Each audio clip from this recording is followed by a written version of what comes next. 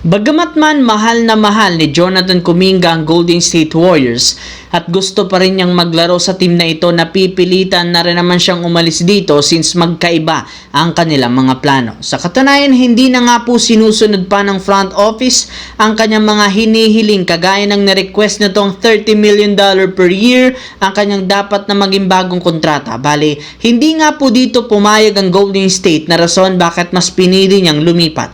Bukod dyan, hindi na rin naman sila nagkakasundo pa ni Coach Steve Kerr dahil hindi niya gusto ang trato sa kanya nito last year matapos siyang mabangko at mawala sa rotation simula lamang nang makuha nila si Jimmy Butler. Kaya sa dami ng hiling ngayon ni Kuminga na hindi natupad ng Golden State, hindi malabo na matuloy ang trade nito. Sa ngayon, naghahanap na lang sila ng team na magbibigay sa kanila ng best offer bilang kapalit ni Jonathan Kuminga sa isang trade. Samantala, inamin nga ni LeBron James sa interview na hindi pa siya magre-retiro next season. Ibig sabihin, malaki ang posibilidad na kapag hindi na naman nagtagumpay ang Los Angeles Lakers sa championship, malaki ang posibilidad na lumipat ito ng ibang koponan. As of now, meron na siyang natitirang isang taon sa Lakers, kaya magiging isa itong ganap na free agent kapag natapos na ang kasalukuyang kontrata. Kaya pwede nga siyang lumipat at pumirma ng bagong kontrata sa ibang koponan. At kung mangyari man yan,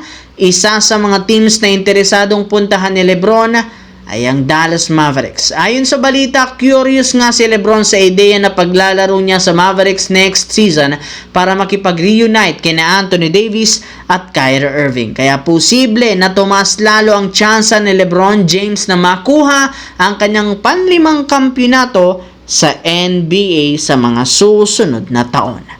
Samantala, kahit man marami ng trade at signings ang ginawa ng mga NBA teams, marami pa rin namang malalaking pangalan na kasalukuyang available ngayon sa free agency at trade market. At isa dyan na maaari pa rin ditong makuha yung sentro na si Nikola Vucevic na binabalakan nga ng Chicago Bulls na may trade ngayong off-season. Ang problema, kahit in-offer na nila ito sa ibang koponan, wala pa rin naman ngang gustong kunin ang kanyang napakalaking kontrata. Sa madaling salita, wala nga itong trade market. Kaya dahil sa pangyayaring ito, pinag-iisipan na ng front office ng Chicago Bulls na i-buy out na lamang ang kontrata ni Nikola Vucevic sa mga susunod na araw upang magkaroon sila ng mas malaking cap space na kanilang magagamit sa pagbibigay ng kontrata kay Josh Giddey o di kaya pagkuha ng bagong superstar na available ngayong off-season at maging next year. Sa ngayon, best offer at ang teams na nangunguna dito ay ang Golden State Warriors